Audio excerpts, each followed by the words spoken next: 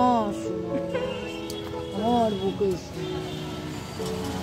বাবা, আমার বুকে দাঁড়িয়ে ওর বাবা তাও বাইরেটা দেখবে, আর কি করা যাবে এখন, কান্নাকাটি করলে তো কিছু করার। আমার সকল বন্ধুদের অনেক স্বাগত জানিয়ে আরও একটা রুটিন ব্লগ শুরু করলাম। আমাদের প্রতিদিনের যে রুটিনটা থাকে সেটাকে আমরা কখনো কখনো ভাবি একঘেয়ে, কিন্তু কখনো যদি একটা ভিডিও তৈরি করে সেগুলোকে সুন্দর করে সাজিয়ে গুছিয়ে পরিবেশন করা হয় না, তখন বোঝা যায় যে সত্যি বলতে কোনো সিনেমার থেকে কিন্তু আমাদের সারা দিনটা কিছু কম নয়, ভীষণই রোমাঞ্চকর দিন যায়।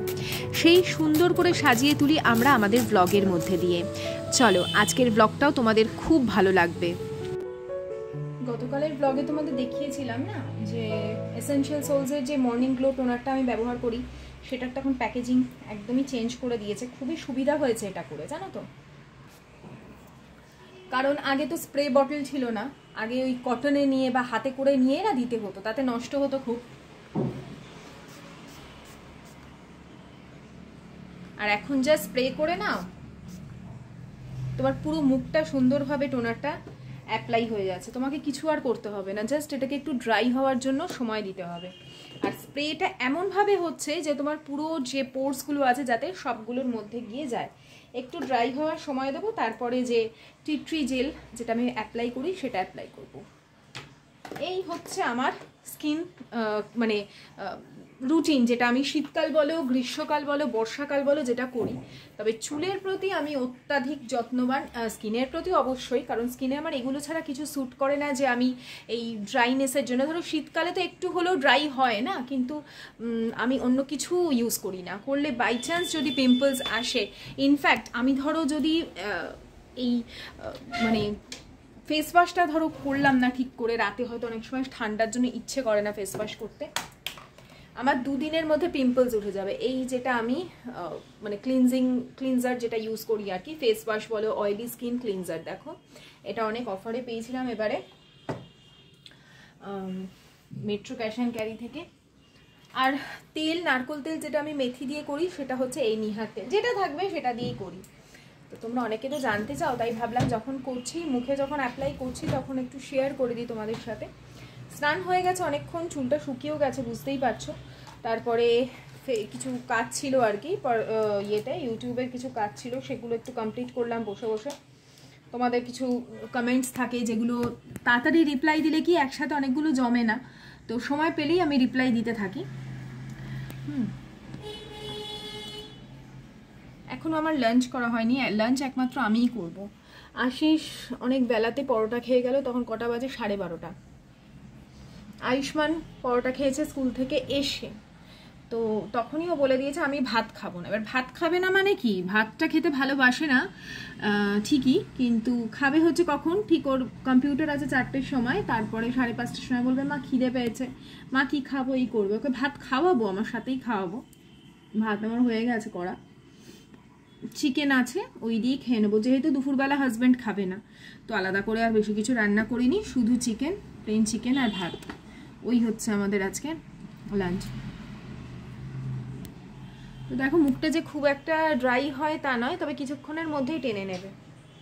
এটা স্কিনের জন্য খুবই খুবই ভালো, বিশেষ করে আমার মতন যাদের অত্যাধিক সেন্সিটিভ স্কিন। আর জানো কালকে রাতে আমি কানের দুল পরে শুয়েছি, আমি বলি না তোমাদের যে আমি একদম কানে দুল পরতে পারি না, কানে দুলটা পরে শুয়েছি, মাথার যন্ত্রণা কাকে বলে সকালবেলা। হাজব্যান্ডকে বুঝি আমার মাথাটা টেপা, বুঝতে পারছি না আমার মাথা এত যন্ত্রণা করছে কেন। তারপরে কানের দুলটা খুলতে দেখলাম মাথাটা আস্তে আস্তে ছাড়লো, মানে ভাবো মাথা ব্যথা হয়ে গেছে কানে, ওই যে চেপে শুয়েছি বা কিছু, আমি নিতে পারি না। তো এই আর প্রেশারে ভাত করেছি আজকে, জানো তো, দেরাদুন রাইসটা ছিল, অল্প করে নিয়ে প্রেশারে অল্প ঘি দিয়ে, মানে ফোড়ন দিইনি, মানে যেভাবে ইয়ে চাওয়াল করে না, জিরা রাইস করে না নন বেঙ্গলিরা, দেখবে ওরা প্রেশারে একেবারে ভাত বসিয়ে দেয় জল মেপে, ওইভাবে করেছি। আমি খালি জিরেটা দিইনি, আমার ওই মুখের মধ্যে জিরে পড়বে একদম অসহ্য লাগে খেতে, আমি একেবারেই জিরে দিইনি, খালি ওপর থেকে একটু লবণ আর একটুখানি ইয়ে দিয়েছি, ওটাই কি বলে, ঘি দিয়েছি। আর এদিকে আমার বিছানাপত্র সব ক্লিন হয়ে গেছে, জামা কাপড় যা ছিল ভাঁজ করে জায়গা মতন সেট করে এসেছি, কিছু কিছু জিনিস আছে, সোয়েটারটা পরবো তাই এই সোয়েটারটা কেচে দিয়ে, আবার আমার আরেকটা পুরোনো সোয়েটার আছে ঘরে পরার জন্য, সেটা বার করতে হবে, সেগুলো বার করিনি। ওই জন্য মানে একটাই তোমরা হয়। আর ওর ঠান্ডা আজকে নেই, সোয়েটার পরতেই লাগছে না, আরও কাজকর্ম করছি, ঘোরাফেরা করছি, তো ঠান্ডা লাগছেই না। তো এই আজকে অনেক বেলা থেকে ভিডিও শুরু করেছি। আশিস বেরিয়ে গেছে 3টের সময়। আয়ুষ্মানের 4টে থেকে কম্পিউটার ক্লাস আছে, আজকে অনলাইন ক্লাস করবে। কারণ সচিন দিয়ে আসতে পারে, অসুবিধা নেই, কিন্তু না ওকে নিয়ে আসা মানে হয় না, কাজকর্ম করে না, এবার সেই জন্য আমার একটুখানি চাপ হয়ে যায়, বুঝতে পারলে, মানে আমার টেনশন হয়ে যায়। তো না ও টাইম মতন দিয়ে আসে নিয়ে আসে সেটা না, মানে একটু সমস্যা হয়ে যায়। তো সেই জন্য আমি বললাম যে তুই আজকে অনলাইন ক্লাস করে নে, কিছু হবে না একটা দিন করলে। দেখবে অনেক কিছু রান্না করতে তখনই ভালো লাগে যখন ঘরের মানুষটা থাকে বা অনেকজন মানুষ একসাথে বসে খাওয়া দাওয়া করে, তখনই। না হলে কিন্তু এক পদেই খাওয়া হয়ে যায়, তাই না? আর এখানে আমি আয়ুষ্মানকে ডাকছিলাম, সে তো কান্নাকাটি কিছুতেই খাবে না, মানে ওর এখন এমন হয়েছে যে ভাত খেতেই চায় না। স্কুল থেকে এসেই বলবে আমাকে এটা দাও ওটা দাও, যদিও আমি সব সময় দিই না, কিন্তু আজকে জানতাম যে খাওয়াতে একটু দেরি হবে, তো সেই জন্য ওর জন্য 2টো পরোটা করে রেখেছিলাম। তো ঠিক আছে, এক আধ দিন ভাত না খেলে কোনো অসুবিধা নেই, রাতে যদিও ভাত খাবেই, কারণ ওর বাবার জন্য আবার আমায় করতে হবে। আর এখানে দেখো আমি 2 পিস চিকেন নিয়ে নিয়েছিলাম, আর দেরাদুন রাইস দিয়ে বললাম না যে একটুখানি ঘি দিয়ে করেছিলাম। প্রথমে আমি 1 বাটি, মানে ধরো 1 বাটি যেরকম চাল হয়, আমি 2 বাটি জল দিয়েছি। তারপরে খুলে দেখি মা জল তো পুরো শুকিয়ে গেছে আর ভাতটাও শক্ত হয়ে গেছে। আবার আমি একটুখানি জল দিয়ে বসিয়েছি, তখন একটু দেখলাম নরম নরম হয়ে গেছিলো। তো যাই হোক, ওটা খেয়ে নিয়েছি একা একাই, কোনো অসুবিধা হয়নি, ওই জন্য স্পুন নিয়েছিলাম, না হলে ওই একটু নরম নরম ফেনা ফেনা মতন থাকলে খেতে অসুবিধা হয় না। তো যাই হোক, হয়ে গেছিলো খাওয়া দাওয়া, নিজের মতন করে অল্প করে খেয়ে নিয়েছিলাম। আর আয়ুষ্মানকেও 2-4 গাল খাইয়ে দিয়েছি একসাথে। আর তোমাদের বললাম না অনলাইন ক্লাস হবে, তো আমি তো জানতাম যে আজকে অনলাইন ক্লাস করা যাবে, কিন্তু বললো না আজকে পড়া ধরা হবে, সেই জন্য অনলাইন ক্লাস হবে না। আমি সেই তাড়াতাড়ি করে সচিনকে ফোন করেছি, ভাগ্যিস অফিসেই ছিল, মানে 5 মিনিটের মধ্যে ওকে পৌঁছে দিয়েছে, তখন অলরেডি 4টে বেজে গেছে। আমি ম্যামকে মানে মেসেজ করেও দিয়েছিলাম, আর এই হচ্ছে ব্যাপার, মানে পাঠিয়ে দিয়েছি ওকে পড়তে, কারণ পড়াও রেডি ছিল, সেখানে গিয়ে যদি ক্লাসটা অ্যাটেন্ড না করতে পারে তো জিনিসটা খারাপ দেখায়। আর এখানে আমি টুপি পরেছি কেন জানো তো, আমি দুপুরবেলা থেকে সোয়েটার পরেছিলাম না, কেন জানি না, বিকেলের দিকে বেশ মাথাটা ভার ভার লাগছিল, ব্যথা করছিল। তো টুপিটা পরার ফলে কি মাথার ভেতরটা একটু গরম ভাব হয়, তো মাথা ব্যথাটা কমে যায়, আমি খেয়াল করেছি, কারণ আমার যখন হয় ঠান্ডা লাগার মাথা ব্যথা, তখন এই ধরনেরই হয়।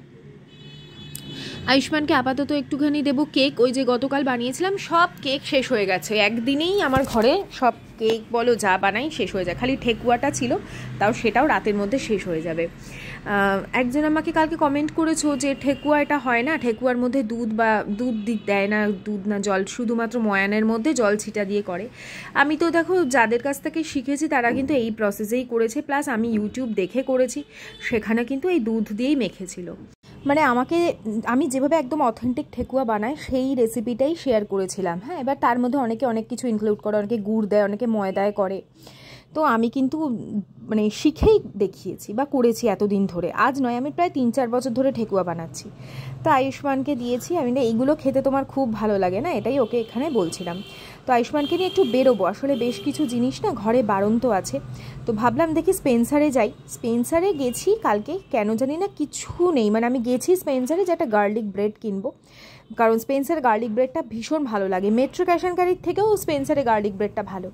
তো দেখলাম যে পাইনি, তো তার আগে আমি একটু চালটা আর ডাল এই দুটো একটু ভিজিয়ে রেখে দিয়ে যাব, কারণ আমি জানি আশিস এসে ভাত খেতে চাইবে আজকে, যেহেতু দুপুরে ভাত খাইনি, তো ডাল করে নেব আর তার সাথে ভাত, আর ভেবেছি আলু ভাতে মাখা এরকম কিছু একটা করব। তো সেই হেতুই আর কি আমি বাসনও ধুচ্ছিলাম এই সময়, জানো তো, মানে যে কটা বাসন আছে, চা খেলাম, টুকটাক যে বাসনগুলো থাকে সেগুলো ধুয়ে বেসিনটা ফাঁকা করে রেখেই যাব। আমি বরাবর কোনো কাজ ফেলে রাখতে চাই না, যদি না আমার শরীরটা খুব বেশি খারাপ থাকে বা কোনো কিছু নিয়ে আমি প্রচণ্ড ডিস্টার্ব থাকি, তোমরা ধারণা করতে পারবে না এই 2024 আমাকে কি লেসন দিয়েছে, আমি বলে তোমাদের বোঝাতে পারবো না, কারণ সব কথা তো বলা যায় না। তোমাদের কেন, আমি যে কথাগুলো আমার বলা যায় আমি সবাইকে বলতে পারি, সেটা আমার স্বামী থেকে শুরু করে সবাইকে, কিন্তু যে কথা আমি বলতে পারি না সে কথা আমার স্বামীকেও বলতে পারি না। তো মানে কি বলবো, আমার যা উপলব্ধি হয়েছে এই 2024-এ, যে তুমি কর্ম করবে তুমি ঠিক তার রিটার্নে পাবে। তুমি যদি ভালো করো, কারোর ভালো কথা বলো, খুশিতে রাখো কাউকে, তুমি ঠিক তার চতুর্গুণ আনন্দ পাবে। আর তুমি যদি কাউকে হেনস্থা করো, ছোট করো, খারাপ করো, তাহলে তাই হবে তোমার সাথে। আমি জানি না কেউ এই উপলব্ধি এই বছর করেছো কি না। অনেকেই আমাকে কমেন্ট করে, পায়েল আমরা তো ভালো করি, তাও আমাদের সাথে ভালো হয় না। দেখো আমি এটা বিশ্বাস করি না, যদি ভালো করো নিশ্চয়ই ভালো হবে। হ্যাঁ, একটু দেরিতে হতে পারে, কারণ অনেক কার্মিক অ্যাকাউন্ট থাকে যেগুলো ক্লিয়ার করা খুব দরকার। সেগুলো যেদিন তুমি বুঝতে পারবে, যেদিন এই বিষয় নিয়ে চর্চা করতে থাকবে, সেদিন নিজেই প্রত্যেকটা জিনিস পরিষ্কার বুঝতে পারবে। হয়তো এর সায়েন্টিফিক কিছু ব্যাপার আছেই, কিন্তু একদম বাস্তবভাবে আমি এগুলো এবারে উপলব্ধি করলাম এই বছর।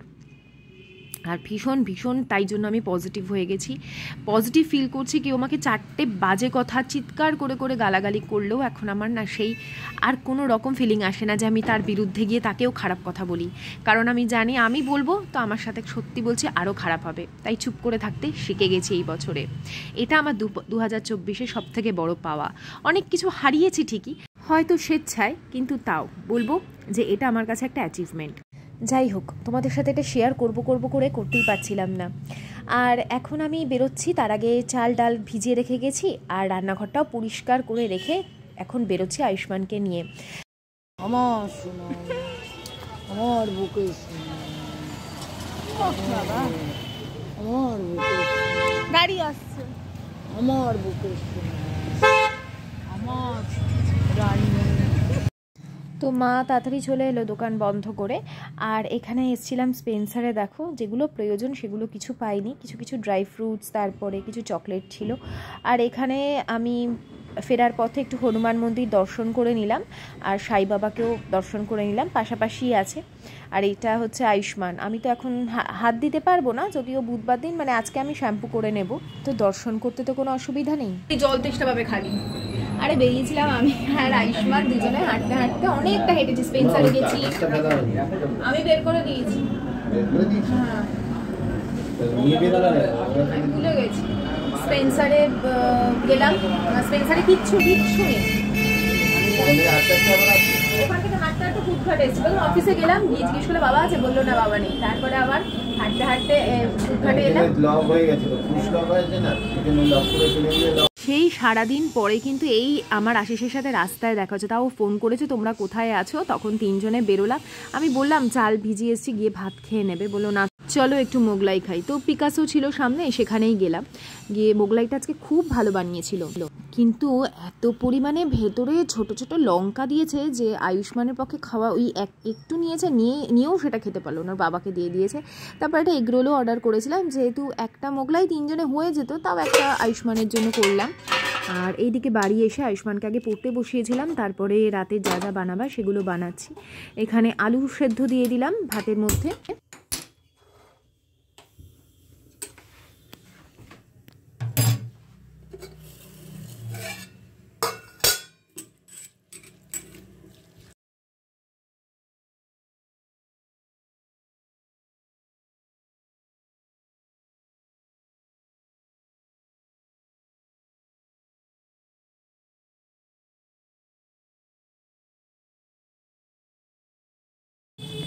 আর এই যে ডাল ধোয়া জলটা ছিল সেটা দিয়ে দিলাম এখানে গাছের গোড়ায়। এই গাছগুলোতে ফুল আসতে শুরু করেছে।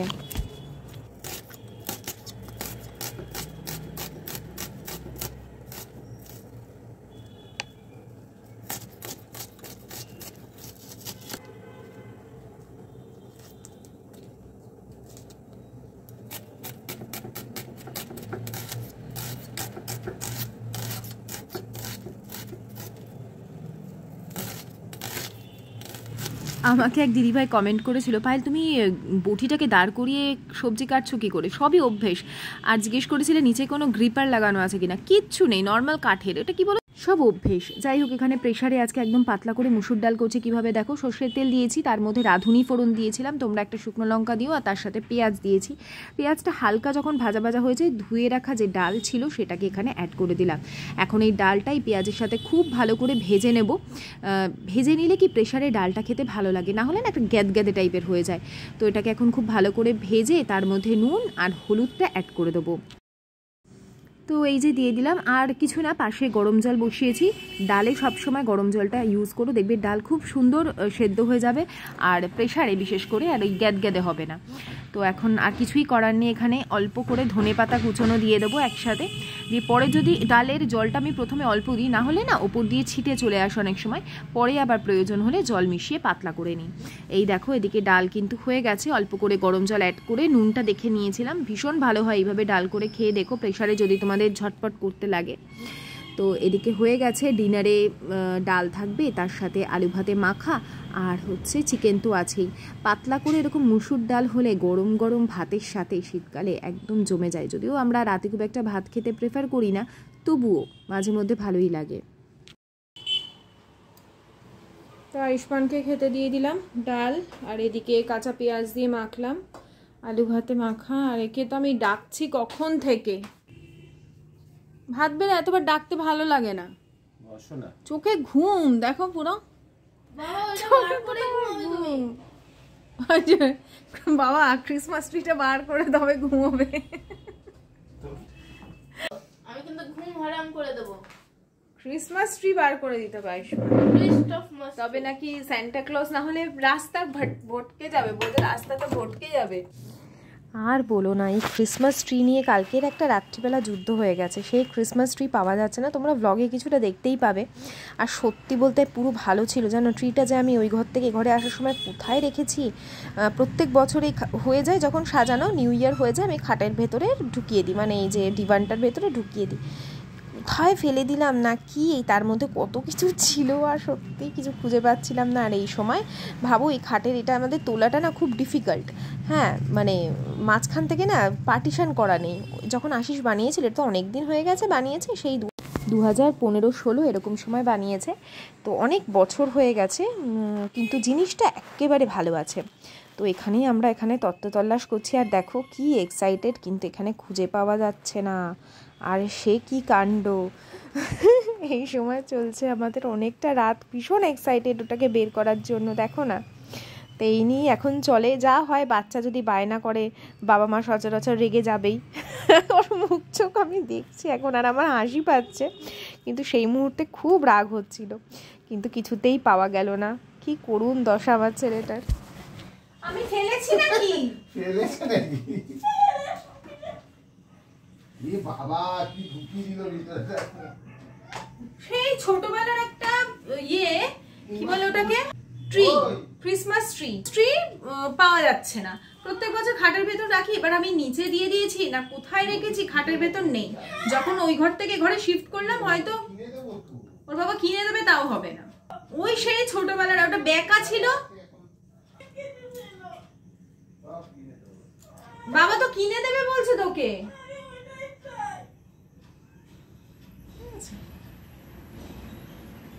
তো আর কি করা যাবে, ওটা মনে হয় নেই বা নষ্ট হয়ে গেছে। যখন ওই ঘর থেকে ঘরে শিফট করেছি, হয়তো সব হারিয়ে মানে ফেলে দেওয়া হয়েছে।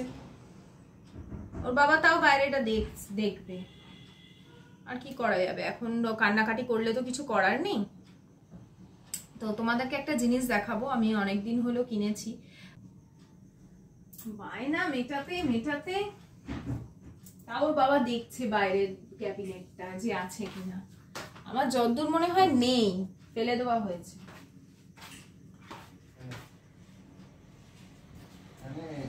তো কাজ বেড়ে গেল, ওইটা বার করতে গিয়ে পাওয়া তো গেলই না, তার সাথে সাথে এই তোষক গদি সব এগুলোকে, এই ব্ল্যাঙ্কেটটা এখন লাগে, মানে বেশ ঠান্ডা পড়েছে তো, ওই ঘরে যে ব্ল্যাঙ্কেটটা আছে সেটা বড় ব্ল্যাঙ্কেট, কিন্তু তারপরেও মানে আরেকজনকে আর একটা ব্ল্যাঙ্কেট নিতেই লাগে। তোমাদের একটা জিনিস দেখাবো, আমার অনেক দিনের ইচ্ছে একটা পূরণ করলাম। একটা ভালো লাল পাড় সাদা শাড়ি কেনার আমার খুব ইচ্ছে ছিল, বুঝতে পারলে। তো নাইটিটা চেঞ্জ করে একদম ফ্রেশ হয়ে ব্রাশ করে মুখ টুক ধুয়ে সব ঠাকুর, যেহেতু আমি এই শাড়িটা কিনেছি পুজোতে বসবার জন্য, সেটা কি পুজো কখন সেটা এখন বলছি না, যে কোনো পুজোতেই বসবার জন্য আর কি বলতে পারো। যতক্ষণ না সব কিছু ঠিক হচ্ছে ততক্ষণ আমি যেন বলতে চাইছি না, কিন্তু আমি তোমাদের শাড়িটা না দেখিয়েও পারছি না, তোমরা বলবে যে কেমন হয়েছে। হ্যাঁ, এটা হচ্ছে কি শাড়ি বলো তো, এটা হচ্ছে কাতান, কি কাতান যেন একটা, আমি যার কাছ থেকে ফেসবুকে দেখে যার কাছ থেকে শাড়ি কিনি তার কাছ থেকেই নিয়েছি। ভীষণ কোয়ালিটিটা এত প্রিমিয়াম কোয়ালিটি, আমি তোমাদের সামনে থেকে না দেখলে তোমরা বুঝতে পারবে না, যখন পরবো তখন আরও ভালো বোঝা যাবে।